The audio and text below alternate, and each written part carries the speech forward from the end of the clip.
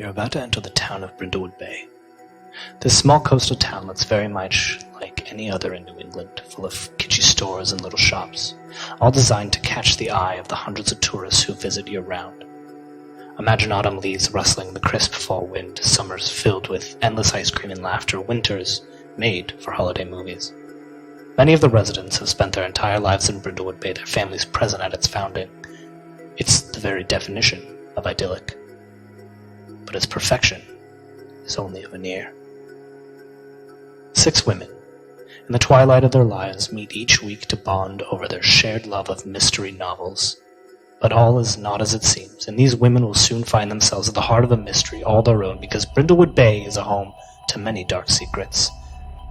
A world of shadow exists right under the very noses of our murder mavens.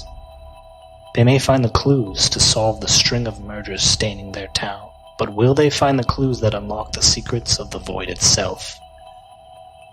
Welcome, friends, to Brindlewood Bay. We are getting cozy up in the Flying Bison podcast, y'all. I got my PJs on. I actually do have my pajama shorts on. They are super comfy. I am curious about something. What are all of your cozy activities? Like in real life? In real life, Danny, what do you do that's a cozy thing? For me, it's probably recklessly speed driving from Chicago to Milwaukee to try to make it to a podcast recording on time. Hey, Danny, can I ask you a question? What were you doing before that? I was chilling at your house. Oh. Could you have left at any point today? Yeah, but, you know, I had my sister. She had to shower. All day. No, she also, like, didn't decide to shower until, like, 2 o'clock. You have a super portable audio setup. Like, you could have just brought your stuff to Justin's, too. Just stayed For some reason, I didn't foresee... We had gone to Chicago for my sister's birthday yesterday, and I did not, for some reason, foresee us staying the night there. For some reason, I believed my sister when she said, oh, yeah, we'll leave that night. Welcome to the official roast of Danny Wigman. We call this show Everybody on Danny. Everybody on Danny. Everybody on... Not on my side. Just on me. Yeah, just also, on how did it take you 3 hours to drive from Chicago to Milwaukee? Oh, we didn't leave at 2. We left at like 3. That would have been 4 hours. Still 3 hours. 3 hours? Danny, we record at 6 p.m. It takes an hour and 45 minutes to drive from Chicago. I don't know. It was rush hour. This feels like a good interrogation prep scene right now. Right? Are we practicing for when we where were you at the interrogate those scene of children? the crime? Wait, where were you at the scene of the crime? That doesn't make any Danny, sense. We've got about an hour and 15-minute window where we don't have it. You want to account it for. Do you mind explaining where you were during that time? I was on top of my car and I had bungee cords inside to steer the wheel because there was a raccoon in the car, and so I couldn't be inside of it. I have undying respect for you if you did that. Car surfing I was to get car back to surfing. Milwaukee. While a raccoon is in your car, you're driving it with bungee cords? That's incredible. The entire time my friend and my sister were just screaming in the car. Oh, they were with the raccoon? Yeah, they were with the raccoon. Oh, that wasn't noble at all of you. Nope, I left them in the car with the raccoon. So, cozy activities, anyone? I feel like I haven't hit my old lady stride yet. No, I think we'd be doing has... the same thing later that I'm doing now. You know, I'm just going to... Probably playing the same video games, too. Video games are a cozy activity. There you go. Yeah. Video games can totally be a cozy activity. Yeah, I'm just saying that I'll be playing the same ones. That's fine. I just started Mass Effect again. That's like... I mean, Yes! that's the thing. That's the thing about a cozy activity is like anyone else would look at it and being like, how in the world could Doris garden every day for the last X amount of years? You guys want to hear something funny? Do you garden every day? No. You want to hear how many hours I have on Fallout New Vegas? Yes. Please. No. Oh no. Monroe's interested. 1,700 hours. That's a lot of hours. Wow. But that's just a on lot of my hours. Steam account that I've played it on console. On Fallout 4, which I only played on PC, that I have 2,500 hours in. So it's a cozy activity. I'm a little That's so goofy with those cozy. games. I apologize. I could never really get into the Fallout games. That's fair. Something about the post-apocalyptic thing that I'm just not. I don't vibe with. It's fair. They're not very good. Well, New Vegas. It's true. But I have heard that's good. I think I can pretty say with some authority that the games aren't that good. I've played a lot of them. You know, speaking of Fallout 2, I feel like I do need to apologize to Danny and Monroe because I think when we talked about this last, Danny had looked it up on IMDb and was like, Monroe, you played, and it's a goofy character name. It's very funny. And I was like, there's no way that's the name of Monroe's character. And I looked it up later and I can't find it. I've tried like figuring it out but do you remember what your character's name was in New Vegas? I was just a DLC character, so I didn't get an actual full name. I was just a captain. Yeah, it's like it starts with a C. It's like Captain something. Yeah, I mean, there's a possibility that fans gave it her own name, but when I was given the script, I was not given an actual name, just captain. Just it was just captain. It was just DLC stuff, so it wasn't something that was supposed to make a major impact. Which, Nick, did you ever play any of the DLC stuff? I've played through everything that Fallout New Vegas. Sorry. To clarify my earlier statement, Fallout New Vegas is a good game, but it's like it's a departure from the rest of the Fallout content. Oh, for sure. Yeah. Yeah. I'd say the same thing about with the classic games. That one is kind of the only good one, but New Vegas. I've played everything before that game. I've played most of the biggest mods. Yeah. There probably isn't a shred of content I haven't seen. I actually just decided. I was like, I'm going to download New Vegas for the sole purpose of trying to find Monroe. I'm not very far into it yet, but now I have to know I have to get through all of the main content and to get to the DLC. So can I know which DLC it is?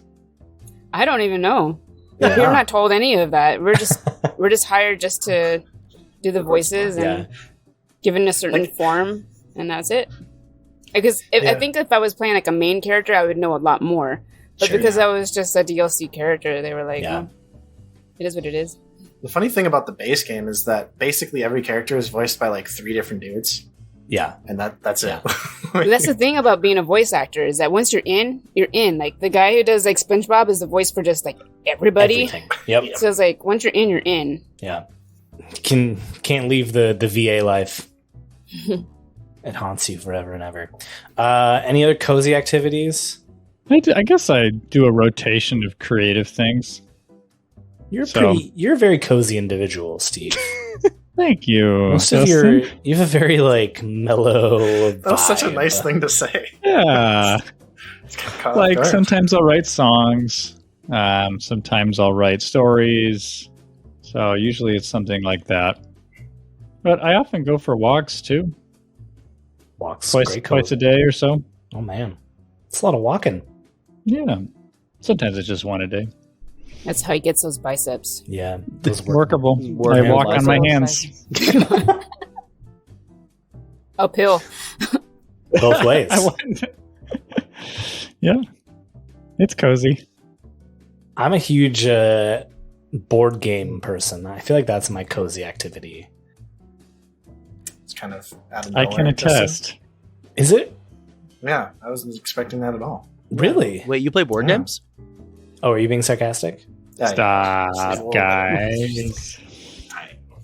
Man. If you guys could see just what's off camera to the left of Justin right now,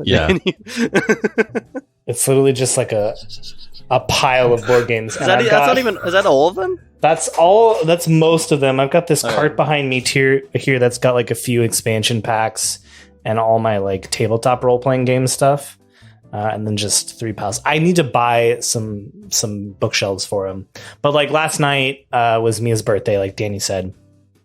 Sorry, last night was Danny's sister's birthday and they were in Chicago. And we have a 4-year-old. So like I took Rio back home, put him to bed. And it was just me because everyone else wanted to stay out and drink and have fun. And I was like, man, I've got like the house to myself. And I just pulled out this board game that I just got and pulled it up and played like a game. That took me like 4 hours. Oh, wow. It was just me, and it was so much fun. I just sat at my table and played by myself for 4 hours. All right, Nikki, show them your closet, your little storage of all the board games. I can't move my camera that far, sadly. Attached to my computer, but we'll talk board games later. Just gets obliterated. I have a board game room. Oh man, I want to. That's the dream. I'm sure that's the dream between Nikki and Danny and Dan right now. That they're just gonna. Yeah. We just for context, we do play board games. Just like how. I think it's just something new that we're all trying to do like once a month at least. Oh, nice. I think with like. Would you say that, Nikki? Like the past couple of months, like we've done it more consistently. But yeah. So. Board games are fun. Yeah, they are. Yeah. Well, I like them. I wouldn't say that they're my cozy activity. Mine is more writing fantasy stories. It's a good one. What do you, maybe give us a hint. What are you writing right now? So the original idea I've been working on is a young adult sci-fi fantasy about a crew traveling through space to find these mythical creatures that can help them defeat a demon lord. Ah. Yeah. Love it. Sick. I love that. I want to make a video game out of it. That's exactly what I thought. I was like, that should be a video game. It was very much inspired by JRPG video games. Okay. That sounds very JRPG. Sounds like a better version of Mass Effect. Johnny, your cozy activity is letting your kids sit on your lap while we're recording. And chasing her down when she finds scissors I didn't know were out. Yeah, I saw that. I was like, oh no. So cozy. Yeah, so great. You can probably hear her in the background right now. But no, my actual cozy activity is a combination of reading and working on my novel. It will probably never actually be finished, but we got a lot of writers. Hey, don't say that, man. Writers in here. We will help you, Johnny. Progress isn't always linear. That's true. That's true. Be nice if it was, though. It would be, nice. Yeah. Be great. Yeah. Be great. Well, thank you all for telling me what your cozy activities are. I can't wait to drop void clues in your cozy activities in real life. Oh, no. That is terrifying. I think we should do a little recap of what has happened so far, especially recapping what sort of clues y'all have found. So you were at the Brindlewood Bay market on Sundays. Normally can't buy shrimp because the people at the Brindlewood Bay Bed and Breakfast buy it every time. Brindlewood Bay Bed and Breakfast BBB. And Maxine was like, oh my gosh, there's shrimp here. Let's buy it. Come to find out, the reason there's shrimp is because the sheriff has the bed and breakfast locked down because the teacher of a visiting field trip was found dead inside the Brindlewood Bay Museum of Dolls. So spooky. So you go to the museum, investigate a little bit, talk to the curator, Dr. Chanel Brown Wilby, and then you are like, well, we got to talk to these kids. So you go to the bed and breakfast, talk to all the kids, find out one of the kids, Mary, dead. In her chair, in her room. Very gruesome. We see a scene of Dr. Schwab getting shot because she trips over a gun. I was listening to that again today, and I was cracking up laughing. It's so a tripwire, young man. A tripwire, which activated a gun.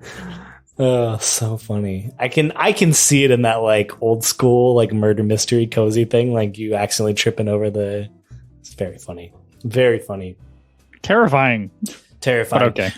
You investigate and question the kids. Talk to them, find out one of them had like a racy video on their camera, on their phone. Investigated that a little bit, talked to her, and I don't know where you are all thinking in terms of like who you think's doing this, and I don't want you to tell me right now. We'll talk about that when you theorize, although you can always start to bring up some things, occasionally during play. But let's go over the clues you found. I'm going to go over the regular clues first, and then I'm going to go over the void clues.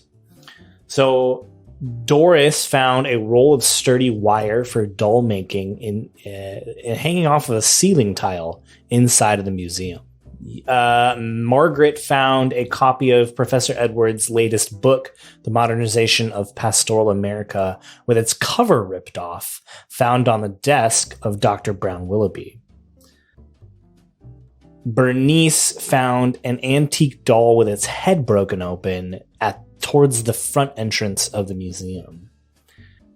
I don't remember who exactly found the phone, but you found the phone with a racy video on Angela's phone that Mary had threatened to send to David or out this video somehow. You found that Mary had a letter of rejection from Yale, and that was partly why she was trying to get this video out. She was trying to get into Yale herself, where Angela's going. And when Doris and Bernice were investigating the body, they found a brass museum badge with its pin broken and sharp inside of the left armpit on Mary's body. Now for the void clues. Margaret had a void dream at the start of episode 1, in which a bunch of baked goods were sliced open to reveal fresh, pulsating maggots instead of whatever fruit was supposed to be in them. Doris was looking at a painting in the museum, and every time that she would look away and look back, a woodland creature in the painting was dead. Bernice found on the floor of the entrance to the museum a ticket that looked like it was in the style of the Museum of Brindle Dolls, but the text was unreadable and eldritch. And Doris smelled a bunch of flowers that smelled like rotting meat, but just to her. We're going to start tonight. We're going to do things a little differently. Margaret has the move Dale Cooper, which at the beginning of each session, the keeper will give you a void clue in the form of a strange, unsettling dream you experience. Since it's every session, most people play every session 3-4 hours or whatnot.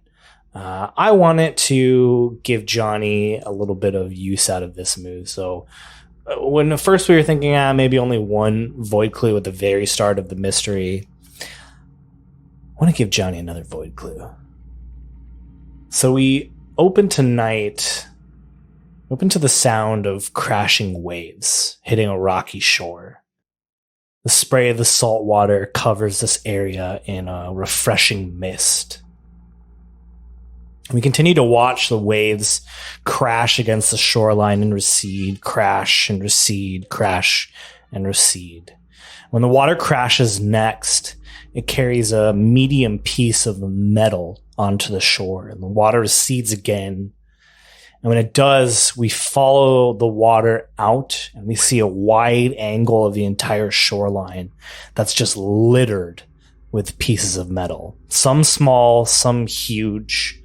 All of them, though, have these strange lines and symbols scattered throughout. Some are carved directly onto the hull, some in paint, some like they're etched with a knife, others inked with blood. As we start panning down the beach, we see a body laying on a large piece of metal. The clothes of this person are tattered, barely there. You can't really see what he's wearing, but clearly they've been through an ordeal. And as we linger on this body for just a moment, eventually 2 pairs of feet walk into the shot.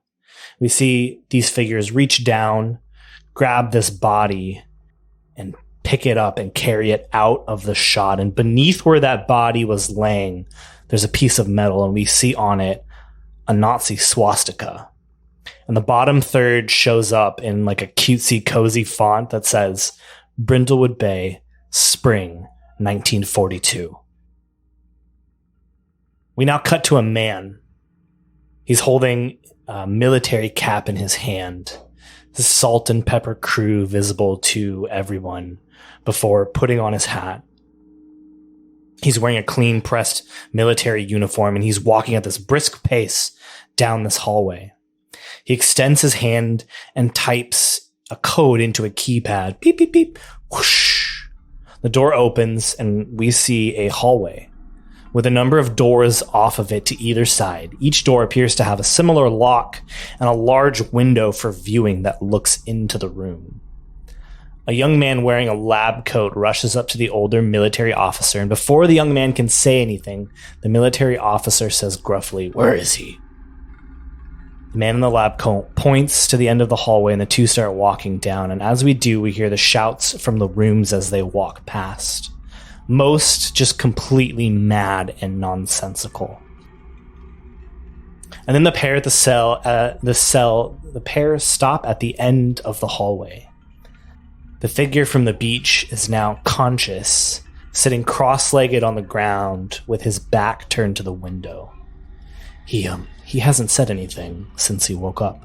The man in the lab coat offers, trying to cut through this palpable uncomfortability. We tried to see what he remembers, but he won't say anything. Based on a few pieces we found on the beach, he's likely been at sea for a couple months now. The military man just stares into the cell. "Unlock it," he says. "But sir, we don't unlock it," the man shouts. Dejected, the lab coat types in the key code, the door beeps, and the military officer walks in. Sort of saddles up to this man sitting on the ground. "Tell us who you are." Silence. "Tell us who you are, and we can see about getting you some sort of plea deal, son." The figure stands up slowly. "I am a son. In fact, before I was motherless, adrift in the sea of unconsciousness, existing but not living. No, I am no longer nothing. I am a child. I have been found." And the man turns around to face the military officer, completely expressionless on his face, and he starts slowly walking towards the man until both are standing face to face in front of the large window. The lab coat on the other side watches, waiting for the conversation to go wrong. "Please, just tell us where you came from. How long you've been at sea. Are there others?" With an absolutely blank face, the man says, "Oh, there are others. Not my brothers from the fatherland. No. My family comes from somewhere else." "Sir, I think he's insane," the man in the lab coat shouts. So the military officer sighs, looks at the young man standing next to him, nods his head, and walks out the door. The lab coat types in the code, the door opens, and the military officer walks out. The officer stands at the large window, now facing the man on the opposite side of the window. The lab coat starts to enter the code again to lock the door, and in that moment that the code beep locks, the door has to wait a moment to finish locking. The young German man, still completely expressionless, just stares at the officer. "We will be siblings one day too, I think." And he slams his head against the wall. Slam, slam, slam! Cracks start forming while the officer shouts to the lab coat to open the door. The lab coat frantically tries entering the code, but the key code hasn't turned over yet. Seconds pass, and while the man keeps slamming his head against the cell and the glass over and over again, the code's entered, the door beeps, and the two rush into the cell, only to witness the body fall over unconscious. As the two look in horror at what they just saw, the officer looks at the man in the lab coat. "Clean up the beach. No one can know. Get it done." The man nods, and the two leave the cell. We cut back to the beach as now a handful of people in hazmat suits are cleaning up. They're taking these metal pieces and tossing them in the back of a military truck. And we see in the middle of the wreckage a doll. Its eyes closed, propped up against a piece of large metal. The metal is riddled with esoteric symbols. To the right of the doll is a radio. We start zooming in on this doll as around the peripheral, we see scientists cleaning up the wreckage. The radio flickers on, and an old-timey, slow jazz melody starts playing with haunting horns in the background accompanied by a ethereal alto voice. The telltale signs of crackling low distortion as we continue to zoom in. The radio flickers again, and this time we hear the voice of Dr. Schwab, but it's cutting in and out. If you're hearing this, the year 2024, don't Margaret Stanton. And the radio starts to die before going silent. Our vision just sees the doll now amidst the debris. The scientists are no longer visible. And then the string on the back of the doll pulls itself. Its eyes open, and they stare directly at us for a moment before saying, "We see you, Margaret Stanton." And then, Margaret, you sat down for a moment in the bed and breakfast and must have nodded off. But you wake up from this vision. I didn't realize I'd fallen asleep. Margaret looks around and she's like flustered. She's trying to gather herself. And I think she just she doesn't mention the dream to anyone, but she remembers the voice on the radio and just kind of eyes Dr. Schwab just a little bit suspiciously. Feeling sleepy, Margaret? Quite. I'm not enough excitement, really. There's plenty. I think I just too much. What are the rest of you doing? You just finished interrogating the high school students. There are two potential leads that you haven't talked to yet. One is Fimbley, the security guard back at the Museum of Brindle Dolls. Two is Dr. Subramanyam, who you have not seen. He was not at the museum. He's not here at the bed and breakfast. You're not sure where he is. But those are two people you haven't talked to yet that might be able to give you some clues. Well, the easier lead to follow would definitely be the bodyguard. Yes, we should head back to the museum and talk to that guard. Very well. All right. As you make your way back to the Museum of Brindle Dolls, there is a woman standing outside of the museum. She's about as old as the rest of you. She's got this picket sign, and she's just like walking back and forth in front of Richard, the guard, who is still standing there. Richard Stanton. And you're too far away, but you can tell that she's shouting. And as you get closer, you can hear her shouting, "Don't take our history away from us! Let us have our history safe!" Save what?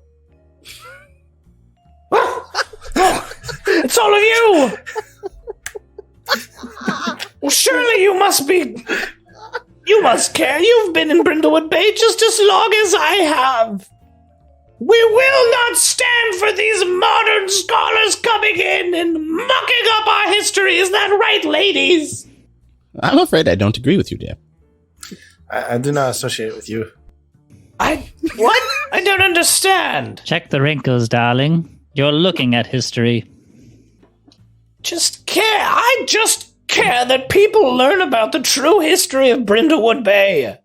And these fancy scholars from out of town, this Subramanyam and the man who died, they're just ruining everything. How? Well, they're saying that there's nothing special about Brindlewood Bay or special about our museum or any of our history at all. They say it's just random and not important folklore, and we will not stand for it. Isn't that right, ladies? Is she only addressing us ladies, or are there ladies behind her who come to protest? No, it's just you. Oh. No, it's I'll just you. Stare at her. Perhaps if you were so against him, maybe you had something to do with his murder. Oh, no, what? No. Look at me. You even said I'm covered in wrinkles. I was referring to myself, darling, but all right. Let's move along It then. appears Doris is too thick to have murdered anyone. We wish you all the best in your protest, or whatever this is. Get them out! She's screaming as you continue to walk past. Not until they're innocent, thank you. And you walk past. I'm just mostly surprised that the conversation ended with, maybe you killed him. And she said no, and you're like, all right, cool. Carry on.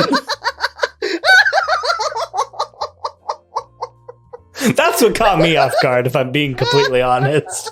She probably did. Whatever. We already addressed she's too thick to kill anyone. She's too thick.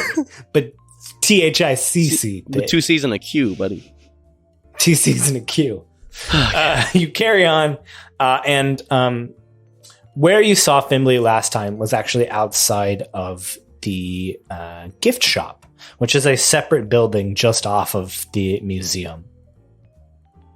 And you still see him there. He's sort of just like hanging out in the gift shop. Is he still just staring and at us? He sees you coming, and just he was looking at something, and he was kind of smiling at what he was looking at. And then he sees you all come and scowls immediately. Oh, good day, Mr. Fimbley. Well, I don't know what you're talking about. It's not a good day. Someone was murdered. That's exactly why we're here. So we're making it a good day for you. All right, you're going to have to explain how murder could be good at all. Look, I'm in charge of making sure this place is safe, and someone was murdered here, so there's no possible way in which you could convince me that any sort of, malfeasance is a good day. You were just smiling, though. No, I wasn't smiling. No, I don't smile. Is he, standing in front of a specific kiosk? Can we see what he was looking at? You can see in his hand, he's just got, it's like a whittled bird. It's just like a wood bird statue that he whittled.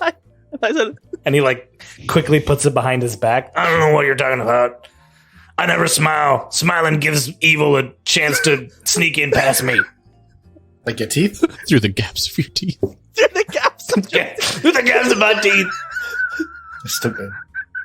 Once they get inside, there's no getting it out. Jesus. Better be careful for cavities. What are cavities? All right, we had some questions. Well, I don't know if I want to talk to you. You have been talking to us. That's what you've been doing this entire time. Oh, blast it. All right. Oh, I already talked to the sheriff. What do you think you're going to figure out that he can? The murderer. All right. Well, our sheriff is a very decorated war hero who has solved a number of murders. Yes, and we've solved a number of them as well. It's true. I guess, though, if you compare the amount of life he still has to solve murders to the life that you have to solve murders, he's gonna win out on that one, sweetie. It's not about quantity. It's about quality. All right, I get you. So would anyone like to ask him questions now? Where were you the night that that murder happened? It was just last night. Yes, where were you last night? The night that the murder happened. Well, I was here helping Dr. Brown Willoughby clean up and then lock up, and then I patrolled the grounds outside, just making sure that no more hoodlums can get past me. Did you see anything in the shadows? Why don't you roll a medal? Okay. I guess would be a reason. 10. Oh my gosh. Oh, it's a 12 plus. Okay, so just a 10. All right. You know, now that you mention it, there was a moment that I thought that there was something in the woods right by the museum. I went over to investigate and I didn't see nothing, so I just assumed I was a deer. Maybe I scared one of them hoodlums away. Well, I investigated around a little bit, and only thing I could find was Well, it looked like a footprint just outside of one of the windows of the museum. Which window was that? I can show you this way. He ambles over to, and it's like sort of on the back side. There's like a window that's a little bit higher up on the second floor. I just assume ain't nobody can climb ever since you guys put that climbing killer away. No one else in town can really climb like that. I just assumed it. I don't know, might have been me walking around when I was on my rounds.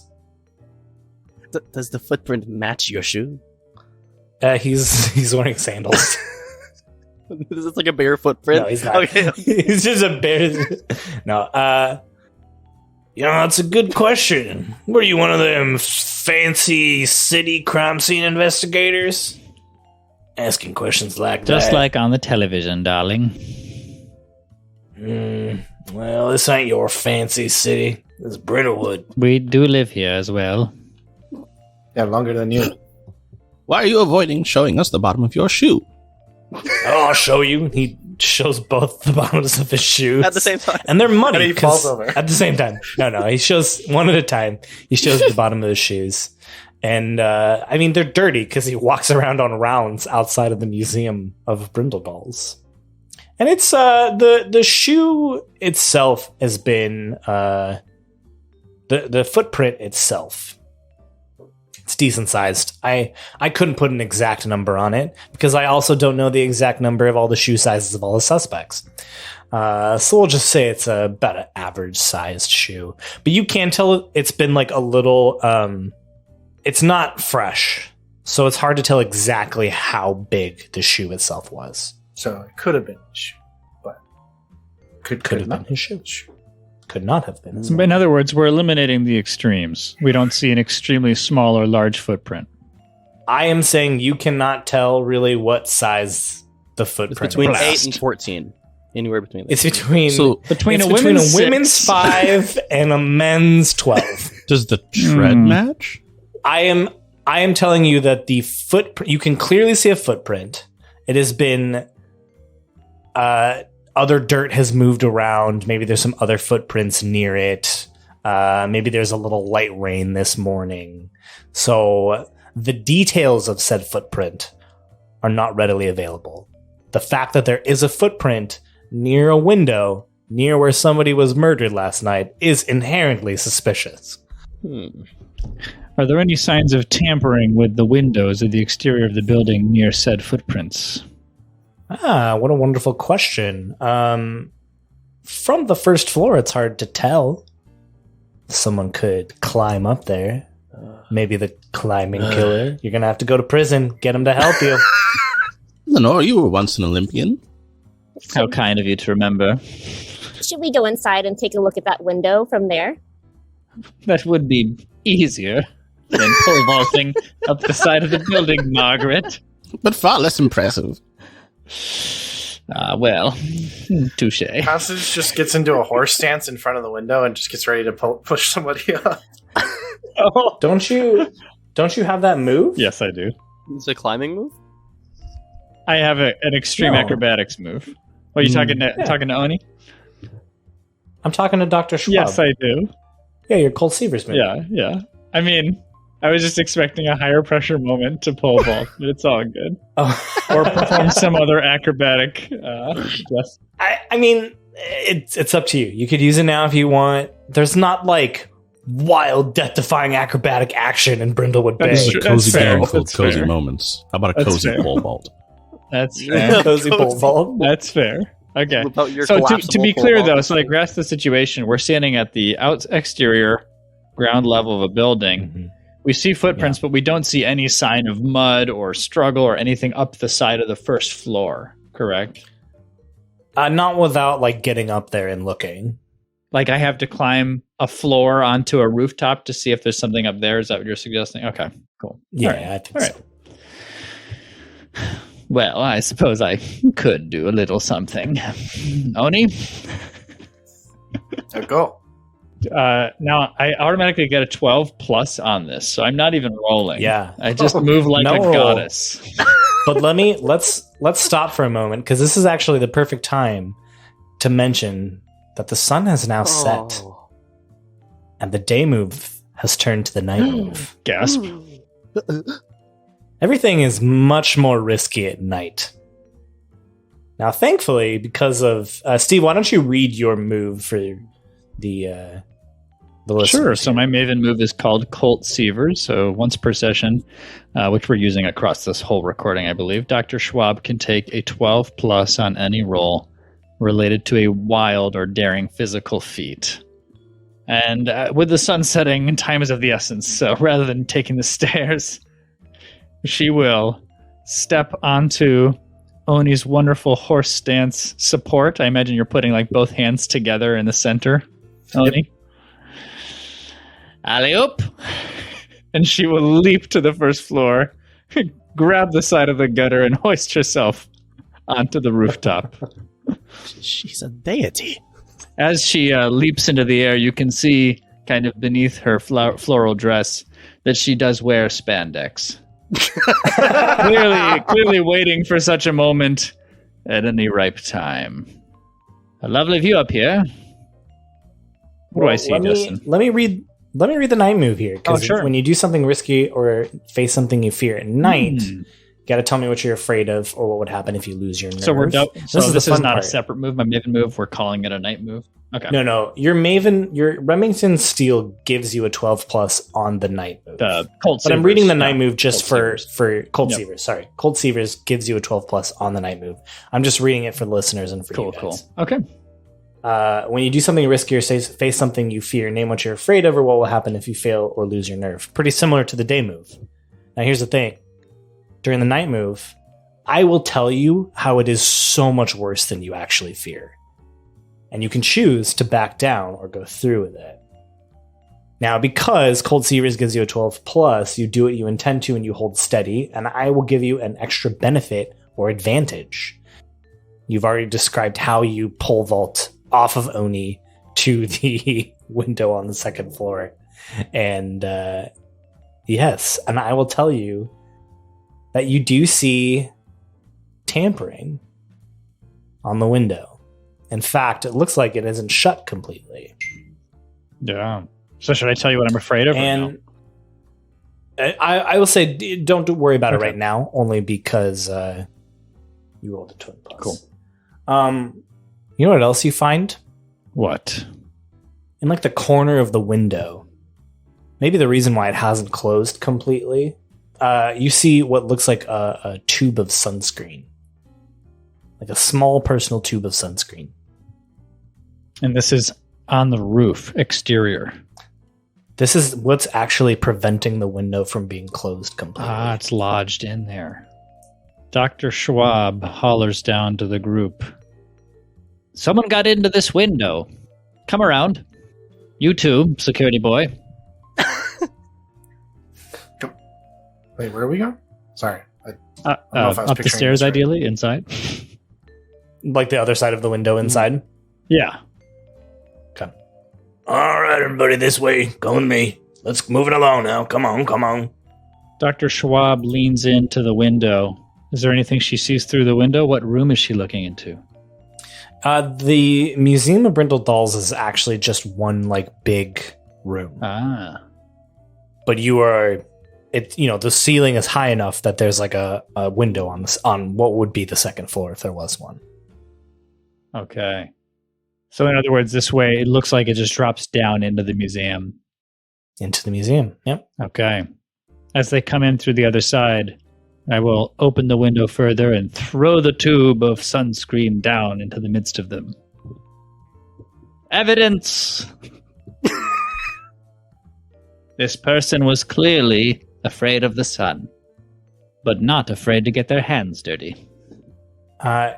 When Dr. Schwab throws it, the sunscreen cap comes off. It is not sunscreen inside. Oh no.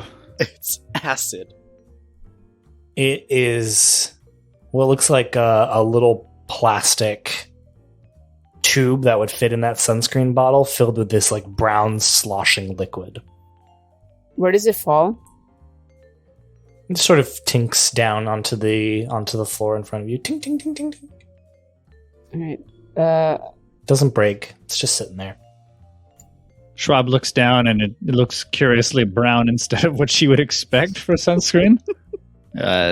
What is it? I pick it up and I look at it and how big is this tube exactly? Can I fit it in between my fingers like that? Easily. Yep. And I shake it. What happens to it? Sloshes around in there. Nothing happens. It's just a liquid. Be careful. It could be poison, Bernice. There's like a little cap on top to unscrew. So I look at... I was going to call him Danny because it says Danny on his little thing. Oh. Doris. Doris. I look at Doris and just kind of give her a look, and then I hand her my... This is the one time I do it, and if I ever do it, I only do it to Doris. I hand her my wine glass to hold. Wow. Doris that's ultimate grabs trust. it with both hands incredibly carefully and just holds it close to her heart. Don't drop it. And then... I want more and longer conversations between Bernice and Doris. They're very short conversations, but they're fire. Okay, so then I is it like what type of cap is it? Is it like a screw cap, or do I have to pop it open? It's like a little it's a little screw cap, yeah. Okay. I reach into my pocket and grab a Kleenex, so that way I don't get my fingerprints on it. Okay. And then I twist it open, and then I just smell it. What do I smell? It's perfect that Bernice is the one to smell this. Oh, God. Because you know whiskey when you smell it. Oh, this is real good. And I just take a little swig. Schwab reaches out. Just Bernice! Hey, that there's evidence. Is it good, though? Real good. And then Real good what? You mind passing that around? That's it, I'm coming down. What is going on down there? Schwab starts less gracefully making her way back off of the rooftop down the gutter. I just imagine her like just slowly kind of like crawling down. I do think that is risky enough to warrant another night move, though. Me? What was I going to do? Wait for someone to bring a ladder? I don't know. just drop inwards. I catch you. Couldn't you like walk through the window that you... I think it was into open air. Like Justin was saying, there's no second floor. It would just be a drop either way. So I'd rather drop onto the grass and mud outside. It's like a high ceiling inside of the museum. So there's like a low, that's why there's low layer of windows and a higher layer of windows close to the just ceiling. vaulted ceiling or whatever. So yeah, exactly. Into the bushes I go. All right, I won't make you roll. You land into the bushes. Real quick, Justin. As Eleanor is climbing down, Doris will like look at the window and like examine the ceiling. Is the window that was tampered with pretty much a straight shot to the ceiling tile that was out of place? Sure. Okay. Doris says, that's very interesting, girls. Look at that. And she points to the ceiling tile. That's where I found this. And she holds up the wire that she found, the doll making wire. And goes, something to think about, I guess. And then she puts the wire back in her pocket while trying not to spill the glass of wine that Bernice handed her. Yeah, but why don't you hand that over? Okay, yeah, here we go. Yeah, thank you. Yeah, no problem. Mm-hmm. And then I pass I pass the little vial to... Who's the person next to me, other than Doris? Oh, you know what? Let's switch. You hand me the wine, I'll hand you the vial. Oh, okay. Doris grabs the vial and gives it to whoever's next to her instantly. She just holds out her hand for someone to grab it. Doesn't even look. Margaret will take it and put it in a little bag and put it in her pocket. Good. Yep. So, okay, this is for me, as an aside. Did we identify the liquid? Are you just drinking this liquid? It's oh. It's whiskey. But I didn't say it, actually, so I don't know if any... You didn't say it. You just saw Bernice be like, oh yeah, that's good. Yeah. Meta, we confirmed what it was. In the game, we did not It is whiskey. So Dr. Schwab busts in covered in brambles and dirt, but otherwise looking still pristine. Is like, just what are you doing drinking that? It's whiskey. Oh. Well, just what are you doing withholding that from me? Margaret? You were up there. It is evidence, girls. We cannot drink it. I had to identify it. Thank you for your expertise. Who hides whiskey in a sunscreen bottle? Are you sure it's whiskey? Maybe I should take a sip just to make sure it's whiskey. Are you not working right now? Why would you ever try and get me to drink whiskey on duty? That is, Miss Stanton, I can't believe you at all. Nervous some people. For shame. Yes, all right. Anywho. We still need to find Professor Subramanyam. You're looking for Dr. Subramanyam? Yes, do you know where he is? Well, last I heard, he was renting an Airbnb in the middle of town. I haven't seen him since. His voice is really taking a number on Justin's throat.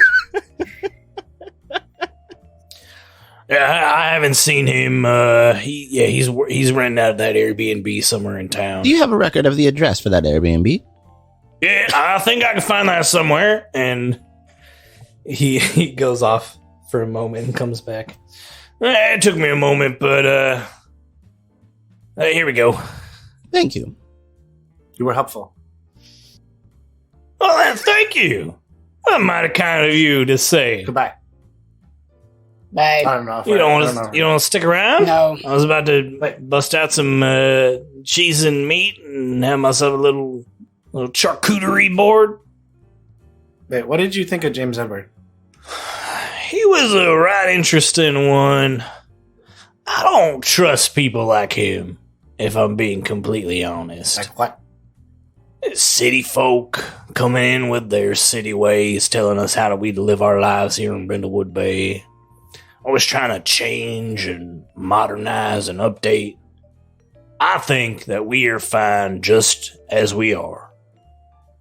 Is that why you killed him? I did not kill him. I am here to protect this beautiful, beautiful museum. What did his face look like when I said that? He has been just completely like gruff and almost expressionless the entire time you've been with him. What about the students? Did you have any opinions on Mary? Oh, well, let me tell you about those students. They were troublesome. In fact, some might say they were hoodlums. Running around my museum, treating it like it's just some ordinary museum. No, sirree, this is not an ordinary museum. You've been here. It is a living thing. It's got blood and memories and some of that flesh that made of them dolls is a very living thing. Its bones are my bones. Don't you forget about it. I protect that. I protect it like I protect myself. What? This has been a very off-putting conversation, but thank you. Did you say flesh? Did you say bones? This feels like failed poetry. Did you say blood? But Well, Fimley is not a poet. Fimley just protects things and guards things. You're right. Maybe I should give up my artistic endeavors and just go back to making charcuterie boards. no, the whittled bird you're doing is very nice. But speaking of blood and flesh and bones is a bit sus, as the youths say. Who let Dr. Schwab onto TikTok? No. She just really likes Among Us. Just no. Well, I'm gonna go eat my charcuterie board and stare at my bird. We're going to go solve a murder. You ladies have a wonderful night. Bye. Bye. Ta-ta.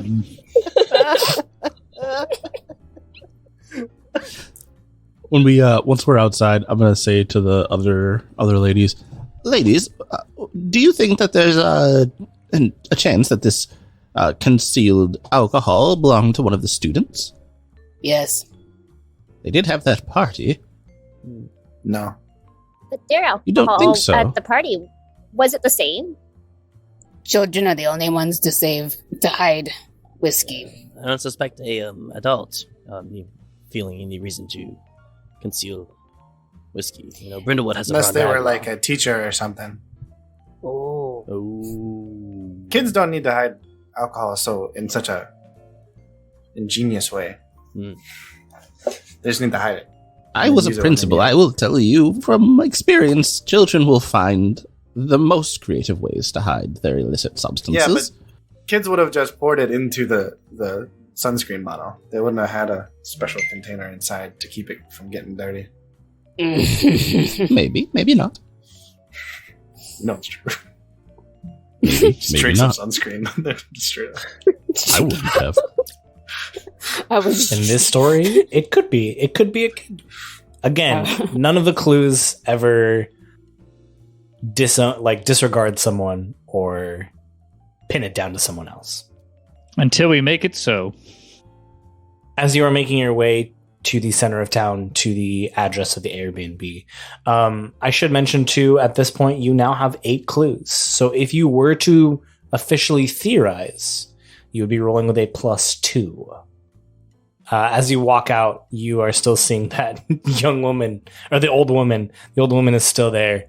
And at this point, Richard Stanton, the guard, is like, ma'am, it is getting very late, and I would love to get home. I won't leave until those people leave us alone. Ma'am, can we just pick this up in the morning? Fine! I'm going to bed. I'll see you in the morning. That was so easy.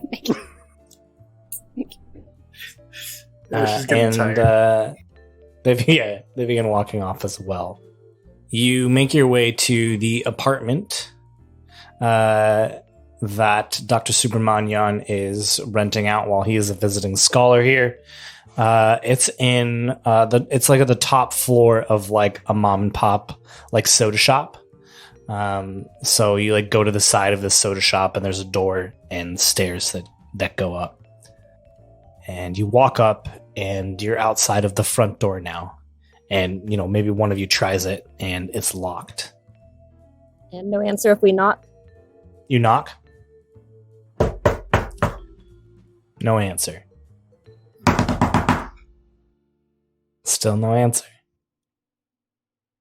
Yeah, he's either deaf or he's not there. Or he's dead. Oh, yeah.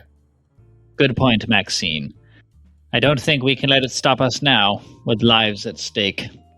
Anyone know how to pick a lock? No. I give it a shot. Okay, Oni, show us what you've got. Night move, right? Well, this definitely seems like the night move for your roll. Why don't you first tell me what you're afraid will happen if you fail or lose your nerves? I don't want to lose my nerve. Just break the lock, right? Afraid will happen. Yeah, break the lock. Not only will the lock break, but the person renting out this is the owner of the mom and pop soda shop downstairs, and they are coming upstairs at this moment to check on Dr. Subramanyam. So they will see you trying to break into their rented Airbnb apartment. And I can just choose not to do that, right? You can choose not to go through with it if you want. Can we just ask them, like, if they're already checking on him? Yeah, When he just turns around awkwardly and exits the lockpick stance. Well, that's what would happen if you go through with it. Oh, so they're not going to come and just solve our problem for us. Yeah, okay. Yeah. Yeah, I'll do it. All right. Wait, what am I rolling with? Can you tell me? I gotta tell you. You can go with composure. Okay. All right. If your Maven's action requires a steady hand, calm disposition, or intense concentration. Yeah. All right. 11. All right. On an 11, you do what you intend and you hold steady. Describe what it looks like. Yeah. Oni's been up to some stuff in her life. She actually does know how to pick locks. So she just like takes out like a hairpin here and like, you know, a little, I don't know, let's say like a hairbrush or something, and just uses the back of the hairbrush and the hairpin and just like forces the lock. The door busts open and the lights are all on. And it's at this moment that the door to the bathroom opens, and this very posh-looking man steps out, and he's like, excuse me, what are you doing in my apartment? What is going on? Yeah, you left the door open. We thought you were dying. The door was not open. I locked it this morning because I have been stuck in here. I do not want to go back to that museum. So I know it's not open because I've been here all day. You are correct, Professor. Very astute. However, we were rightly worried that you were dead. Was that you shouting in my hallway? All of us in turn, yes, of course. Dr. Schwab just steps past the door frame and into the place. Come in, I guess. I think you already know who I am. I'm Dr. Subramanyam. Happy to let you break into my home. Is there something I can get for you? Well, a drink, some food. Tea would be fine. Worried? My valuables. Like Wine. Oh, yeah, of course, wine. Wine for the intruders. Perfect, yes. Not going to get you wine. You don't deserve wine. Tell me what you're doing Why here. are you afraid to go back to the museum? There was a dead body. My colleague. Yes, and one of the students is dead now, too. What? That's why we were worried about you. Poisoned, I suspect. Well, thank you for checking on me. The only poison I've got here is the wine I'm not giving to Bernice. How do you know her name? Stop. Don't do that. Rabbit trail. It's a Good question. It's a very tiny city. We all pretty much know each other. we're also pretty famous. It's easy to forget. I mean, I wouldn't. You're like small city famous, so not. That is the whole city, young man. Now, what was your connection with these children, respectively? Did you like the boy in boat shoes, with money pouring out of his pockets? He was a posh little piece of. Couldn't agree more. Don't know what you want me to say. He was an absolute bore. He was miserable. I hated it. No, I am an esteemed professor of American folklore, and I am stuck here teaching these children. And most of them, a couple of them were kind of bright, but that David was an absolute buffoon. And to be fair, if I'm being completely honest, both of the students weren't that bright either. Weren't as smart as me. Constance puffs her cigarette and goes, "Yeah, I do not like you." Just start lighting up and smoking inside his place. I love it. I'm sorry. Can you put that out, please? There's no smoking in here. They're going to make me pay a fee after when I leave here. Can you? Sorry. So yeah, she just puts it behind. She says, "Yeah, sure," and then just does not put it out. Just when she thinks smoke she's not rising behind her. It's very clear. It. I mean, I can see the smoke behind you, so I know it's not out. But, I really can. It's like when I forgot that flame emits light in the alleyway where Rosa met Chopin. Yes. Okay. What did you think of Professor Edwards? Why don't you roll a medal? Okay, I'm gonna do reason again, because asking general thoughts. A 9. Okay. Complication. He's like, oh, I am so sorry. I forgot that I have a kettle on in the kitchen. Do you mind if I just pop in there real quick and you can hear like whistling in the background? Well, you did offer us tea. How about we go with you so you can tell us? Oh no, really, it's fine. No. What kind of Englishman would I be if I did not get tea for all of you? Oh, we'll just be following. You'll need extra hands to carry it all. Fine. Fine. And he turns around and Maxine, you see in his back pocket there is a piece of paper.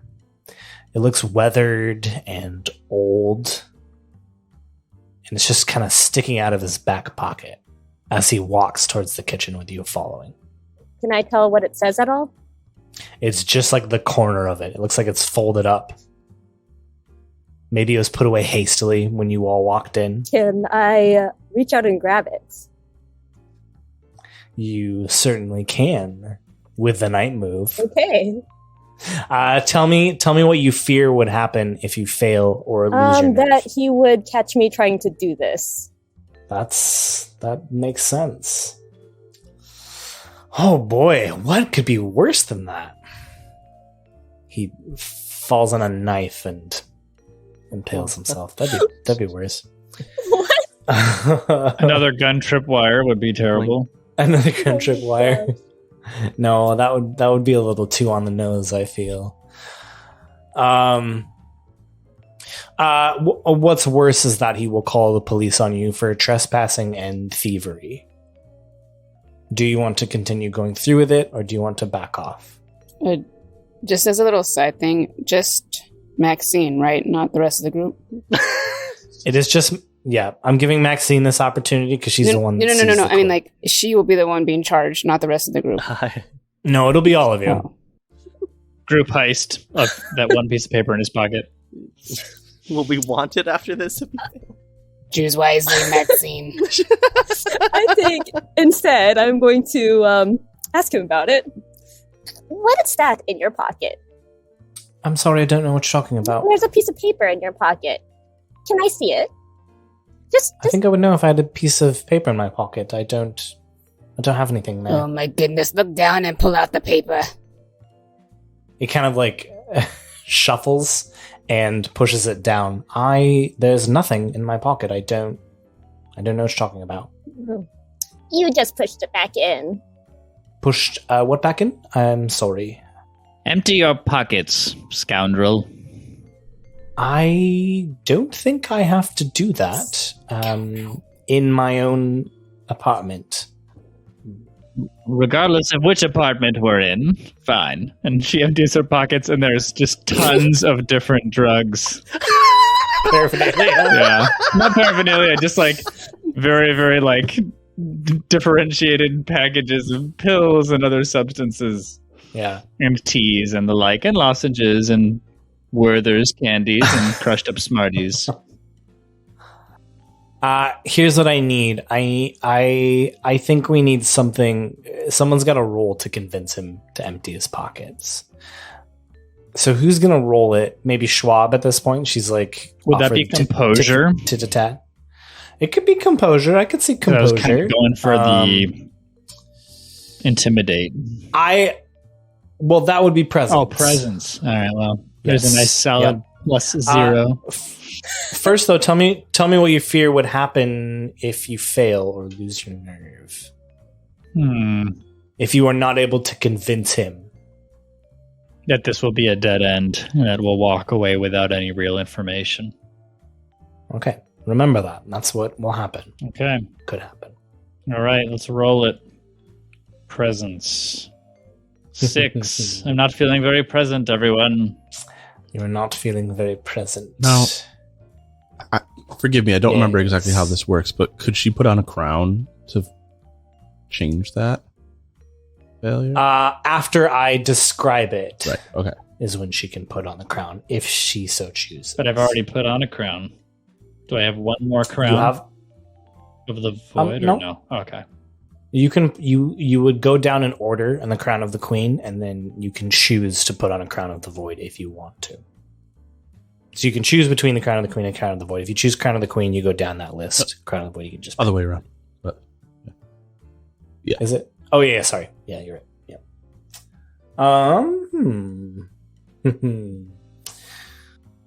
No, I don't. In fact, I think it is time I call the sheriff and tell him that the 6 of you have broken into my home, accosted me, demanded that I empty my pockets, So no, I will not be. And he pulls out his cell phone and dials the number, and it's ringing. Yes, Sheriff, your little mystery birds have broken into my home. Yes, it's quite annoying. And this would be the moment now, if you wanted to put on a crown of the Queen or a crown of the Void, you could, Dr. Schwab. Otherwise, the police will show up, and you will not be able to investigate Dr. Subramanyam anymore. So if I do this, if I put on a crown of the Queen and I choose one of these, you will somehow alter how this is playing out? Correct. Okay, like I don't have to choose something that will somehow lend itself to that. No, yeah, so again, it could be one of two things. Either something in the flashback maybe actually helps you, or as Johnny had suggested, we just see a moment at the end of this Mavens story, and that's not actually what happened. We visit an alternate reality. I want to pass on it. Just let it go? Okay. He's sort of holding you off, and eventually the sheriff busts in. He's like, Ladies, I let you talk to the students. I did not let you burst into people's homes. We will investigate this. I have already questioned Dr. Subramanyam. It is time for the 6 of you to leave. Before we go, can I please just use the restroom? Yes, fine. It's down the hallway. Thank you. I'm gonna go into the bathroom and just start rifling through things, and then quickly, if I don't find anything, move to the bedroom. As just not even hiding the fact that I'm doing this. Yes, Margaret. Well, that sounds like a meddling move, and it sounds like potentially the last meddling move in this apartment. Yeah, I'll roll with composure.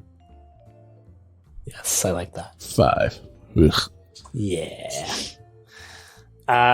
So you're rifling around in the bathroom. You don't see anything. You walk out, and what you fail to think about is the bathroom door leads right into the hallway where they all see you. So you start to turn towards the bedroom, and the sheriff is like, excuse me, Margaret, you use the bathroom. It's time to go. I'm going to have to escort you off the premises. And if I catch you guys in here again, I'm going to have to incarcerate you for at least a day.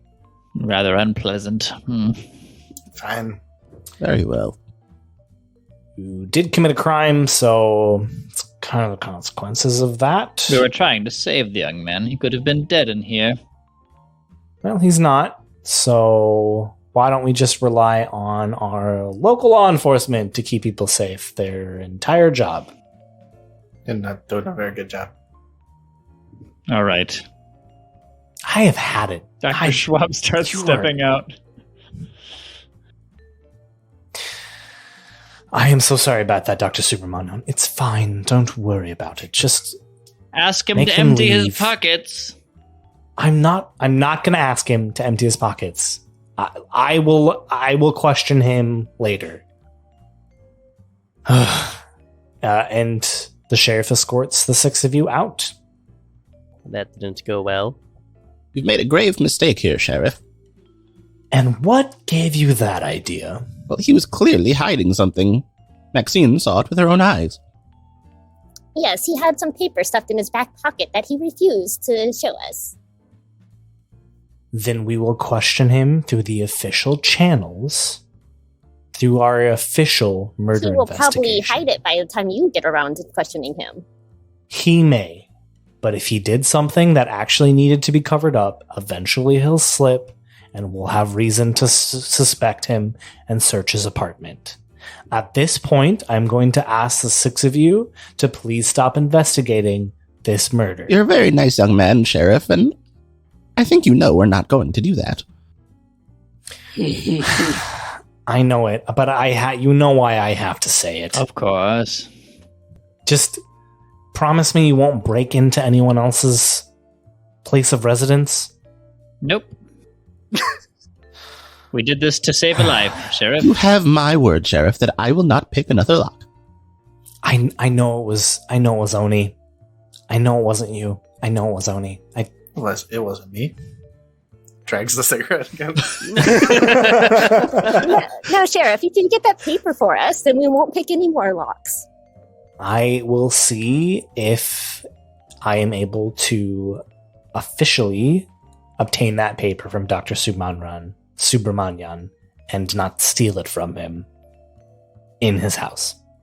If I get it, I will let you read it. Why, thank you. It is the middle of the night. I will be going back to bed. Rest well.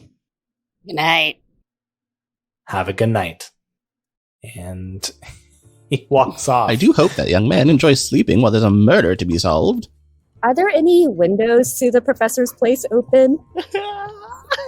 Oh, no. We didn't learn a thing. No, you did not. Too old for that. Just learning I don't know why. We are set in our I don't ways. know why I expected you to learn a thing at all. Get it, Maxine. Yeah, I mean, if you walk outside, there are windows to the second story for sure. Could I send my cat up there What is your intention? I think I know what it is, but I want to make you say it. to get that slip of paper? Okay. Yo, how genius is this cat? That is my question. I mean, it somehow got that wire for Doris that was like 2 stories up on the ceiling. So Yeah, but that was like, I reason that because it's like a dangling line, and like cats love that. That's true. Cats love that stuff. You know what I mean? Like they're 100% going to see a line and be like, let me bat it with my paw. But bring it back down? Well, it caught on its paw and fell down, and yeah, it's different than look for a piece of paper that fits this description. Inside the guy's pocket and bring it back to me. Yeah. If this was Avatar Legends, I'd be like, absolutely. Let me totally understand what you're saying. A real world feline, I'm a little less convinced would be able to pick up on all that. Wait a second. Justin, do we have access to, does any one of us, maybe this isn't a Justin question, but all of us, do any one of us have access to a GoPro or something that we can attach to the cat? That is hilarious. Well, there's also disguising as someone else too to try and talk to him. Yeah, I mean, I have the Remington Steel move, so I can do that. But the thing, like, I think it's a certain situation where you kind of have to have like things available to you, don't you, Justin? Like you need like unless I guess it says if there's a piece of identification or disguise that would help you with the ruse, I just you have magically have it. Yeah, say what it is and add it to your cozy little place. Meaning, like a small town, you could always just grab it from your living room and come back here and be like, all right. I have another question. I'm thinking of a backup option if this doesn't work. But when we were in the hallway, was there a fire alarm? There is probably a fire alarm, yeah. Great. Ooh, I like that one better. If I think I know where this is going. Yeah. I have an idea, ladies. Margaret walks back inside and finds a fire alarm and pulls it. This definitely seems like something risky. So I think I am going to make you roll the night move for this. Tell me what you fear if you do not do it. I fear the sheriff making good on his promise to put us in jail. That seems pretty fearful. What could be worse than that? The sheriff comes and just kills all 6 of us. In cold blood, he just shoots all 6 of you in the head. I was the murderer. There will be a little bit of a stampede coming out from the apartment and in the soda shop, and Margaret Stanton will get run over and stampeded on, in addition to getting arrested. So she'll be crushed and arrested? Oh my goodness. Oh no. A punctured lung and an arrest. Okay, I'm gonna do it. Okay. Please, God. I'm gonna roll with reason, and here's why I'm rolling with reason. Because I'm using reason to remember exactly where the fire alarm was and go directly to it. No objections. Cool. 13. Okay. She's also engaging her mental faculty. Even if so here's the deal. Even if I'd rolled with something with the +0, it'd still be an 11. So. Okay. All right.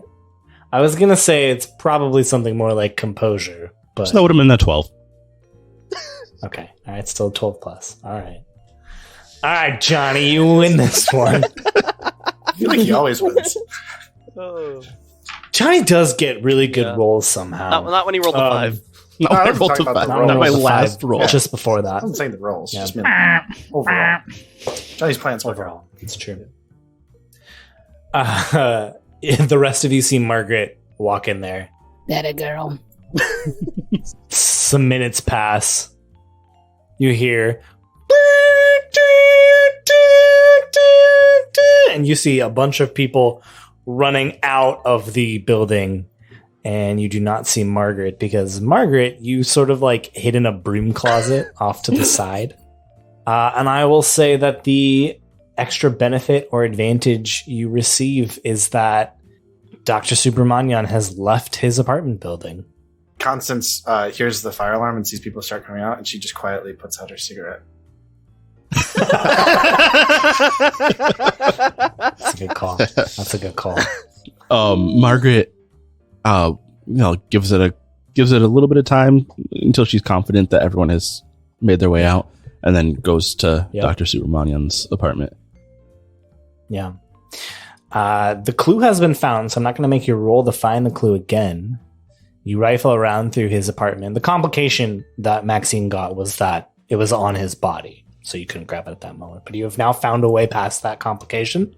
So on his bedside table, you see a folded up piece of paper. It looks old and weathered. I won't bother opening it now because we should probably jet, so I'm going to put it in my pocket and run out. Yeah. The rest of you, everyone has run out of the building, and then a few moments later, you see Margaret like slink out and like go maybe the opposite way of the rest of the people that have run out, so as not to, I'm assuming. Yeah. But you all see Margaret slink out to the other side. Right, well, we go over. What did you find? Was this the piece of paper you saw in his pocket? Yes, it was. What does it say? Let's find out. Hey, yeah, let's go to the book club. Good idea. Yes. You go to the top floor of the Candlelight Booksellers, which is where you meet to have your book club discussion. You are standing around Margaret Stanton as she pulls out the note and begins to unfold it, and we will find out what it says next week.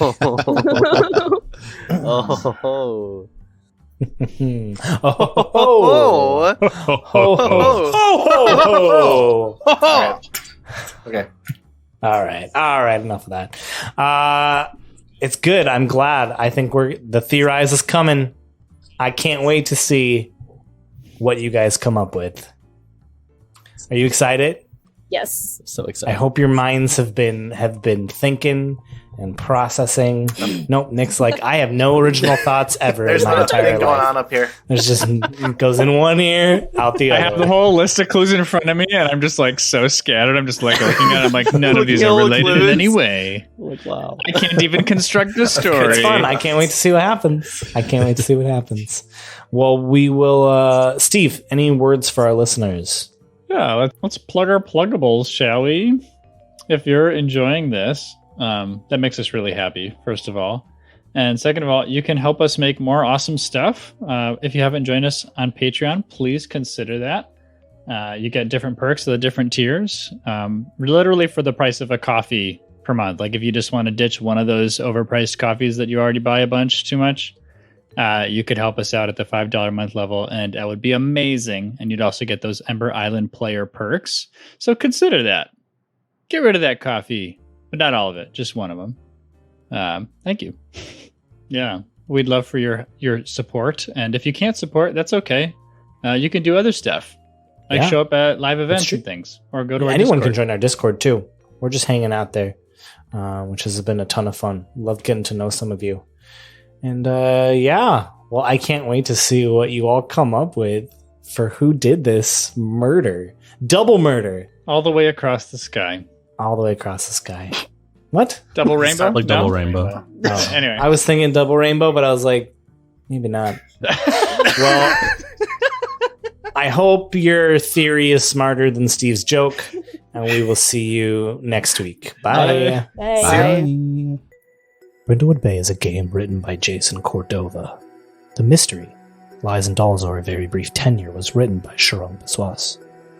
Tune in next week as the Heart of the Void inches closer to our Mavens.